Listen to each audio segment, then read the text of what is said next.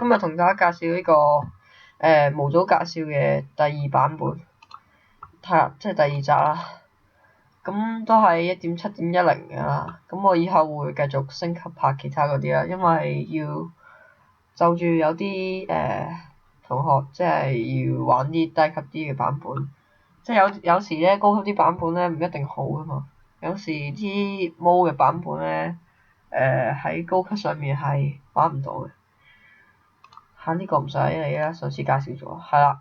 咁大家可以見到呢度有好多武器架，係啦，係啊。呢啲係第2啲模組，一陣間都會介紹埋嘅。好啦，咁呢個就係武器架模啦，即係一啲工具同埋家具嗰啲。咁你試下篤下右鍵啦，就會拎到個武器，之後再篤一次就擺翻落去。係冇錯，咁我個武器架可以擺3個啦。係啦，呢啲可以簡單介紹下。仲有呢啲凳，坐唔到嘅係呢個啦。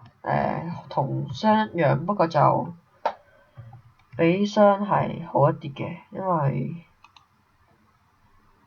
係啦，咁空間直接係箱嘅細箱比細箱大啲啦。咁係呢啲順便介紹埋啦。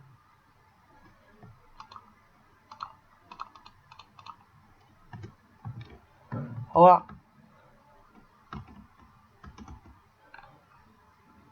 首先擺一個出嚟，之後咧，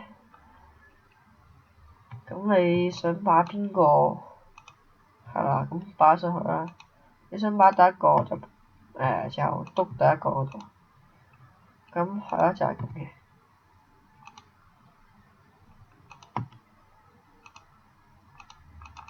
係啊，呢個擺唔好。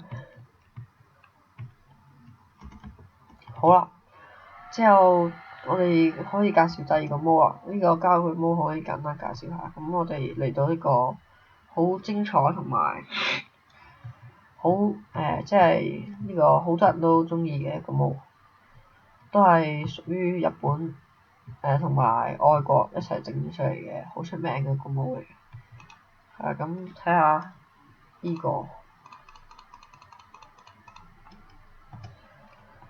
好啦，咁首先我哋介紹下啲怪先啦。我哋行遠啲。係啦，呢隻就係一個難民，即係喺咁呢個係哥斯拉模啦，即係喺日本嘅卡通片入面其中一個市民嚟嘅，係未開過。呢個咧就係嗰個創始人啦，即係製造哥斯拉嗰個啦。咁你轉翻生存嗰時，佢會打你嘅。好，我哋睇下呢隻。呢隻係有隻怪召喚出嚟嘅一個。好啦，咁呢個係第1隻怪，都唔錯啊，幾型嘅。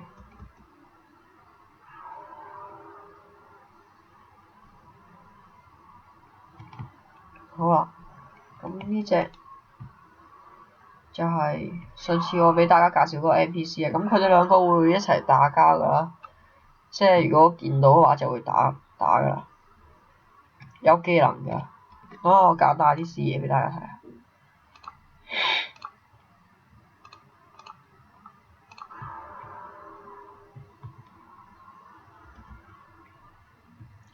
係啦，都幾型啦設計。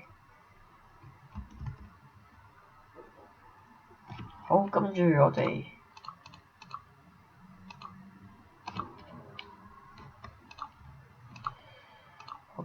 介紹呢個，係啦。咁佢有咩特別咧？就係佢係2個實體黐埋一齊。咁你轉翻生存嗰時，佢係唔會攻擊你，即係保持中立嘅一個生物啦。咁我哋而家介紹下啲武器。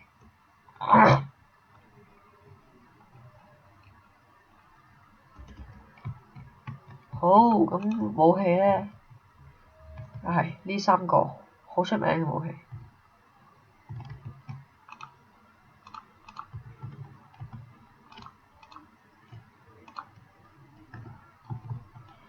我哋拎呢3個出嚟先。係啦，咁我哋攞隻富力拍出嚟做示範啦。因為佢最衰啦，成日炸人哋啲屋。好啦，首先介紹第一個，佢大家可以見到佢呢個攻擊力係1000同埋，即係你輕輕讀一下佢，因為係專門攞嚟打哥斯拉嗰啲啊，同埋有技能嘅，咁你可以召喚多幾隻出嚟，之後完全可以咁樣。咁富力拍因為係唔驚閃電加，佢有一個附加火焰附加嘅效果，即係會着火，所以咧富力拍都會燒死。係啦，咁會燒着嘅，即係有2個效果，一個閃電同埋火焰嘅效果。係啦，咁因為個 OGG 嘅文件檔個音效檔唔啱啦，所以就一開嗰時就會咁。咁我重新開一次俾大家。大家呢度可以略過佢啊。咁喺度我都可以順便介紹下，我下一集會拍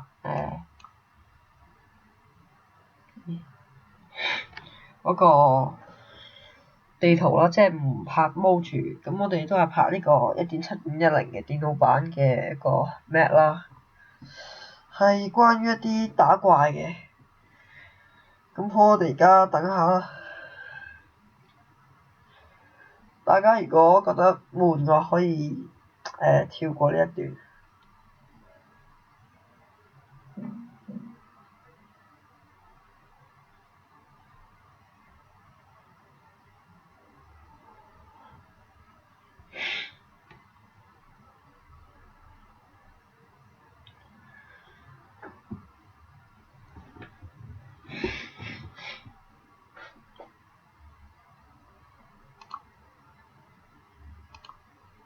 好啦，咁我哋而家入返先。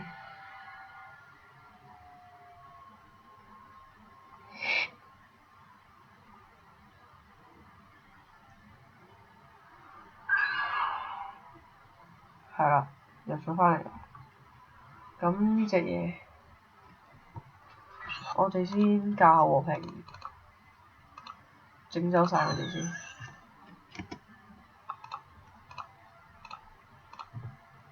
好，咁我哋介紹第2個武器啦。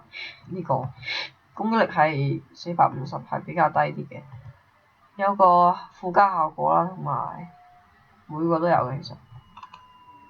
係，不過打哥斯拉就要打好多嘢先，打4下啦。用呢個嘅話，第1個。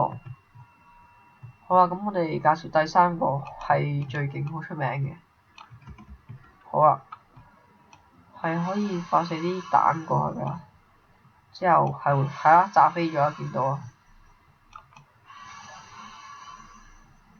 你拉得越長，炸啲威力就越大。單獨嘅攻擊力就係800，比較廢啲，因為係魔法棒，即係魔杖嚟。咁你單獨打嘅話，都係一擊即死㗎啦，因為佢哋啲血量太低嘅。好啦，咁我哋試下炸咗呢個佢。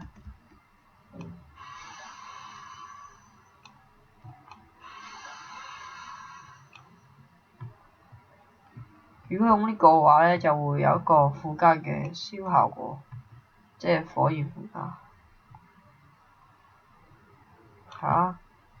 咁你如果對住係冇錯就會燒着嘅。咦，原來有牌嘅。好啦，咁我哋今集順便介紹埋呢個魔啦，唔係，搞錯咗，係冇錯，呢個傳送之書魔係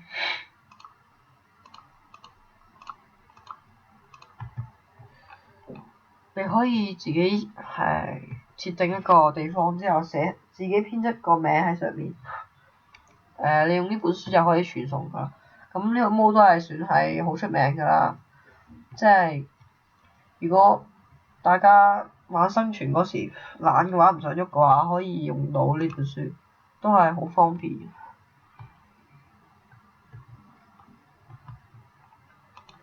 冇錯啊，咁你篤呢度用呢個白紙篤一下地下，篤你想保存嘅地方，之後你輸入呢個名啦，例如你求其輸入呢個1啦，即係你記得就得㗎，打中文都得嘅，不過你要有中文輸入法。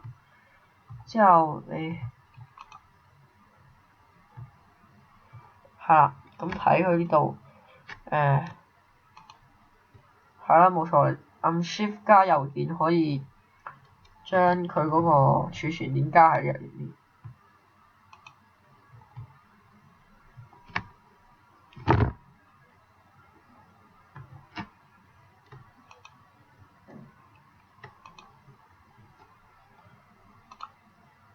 係啦，咁就有咗呢個啦。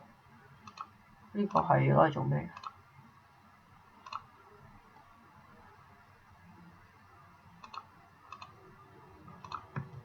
係啦，咁而家可以見到有一個傳送路徑啦。咁你翻返嚟，你行遠啲呢度之後，呢個係玩家地方。例如你想傳送喺呢度啦就，好啦，咁 Shift 加郵件。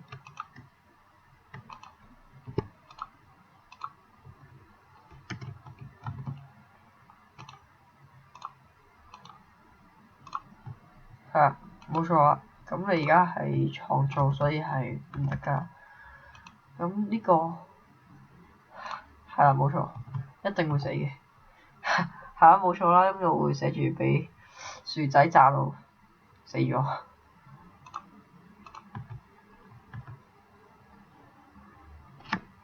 即係用呢個輸入可以篤下地下就會發生劇烈爆炸，同埋就算係創造都會死嘅。係啦，冇錯，就算係創造都會死，都係威力算係唔錯㗎啦。咁我哋睇埋呢個啦。呢個有咩用嘅？其實可能個作者仲未更新完。好啦，咁我哋今集到呢度啦。係啦，冇錯。咁大家如果想覺得我呢條片好嘅話，可以俾 like 同埋訂閱我啦。因為我之前個 channel 又唔見咗，咁呢次我綁定咗，係唔會唔見嘅。所以咁多謝大家支持我啊！好啦，咁呢集到呢度先啦。